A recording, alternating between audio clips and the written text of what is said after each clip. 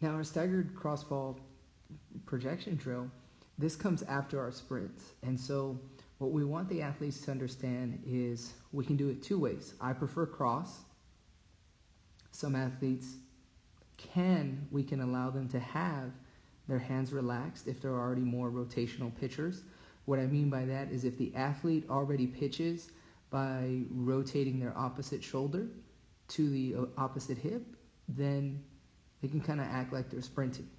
For most, we're going to crossfall. Now, our objectives here are the same. The difference between this and as a sprint, and the reason we'd like to pair this after the sprint, is because now we're getting to the hip extension portion of what we're doing, slowly building our way there. So all our keys are still the same. We're still learning to fall, match shin angles. Once we push, the biggest key that we make the mistake of is there's no backward motion of the knee. We're in a position to where when we press, energy goes completely at that same shin angle. Bang.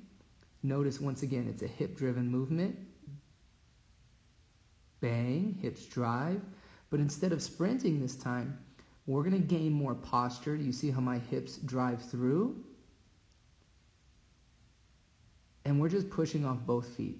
There is no cue as far as I want you to jump. Especially don't tell them to stride, or if you don't stride. It's not a stride drill.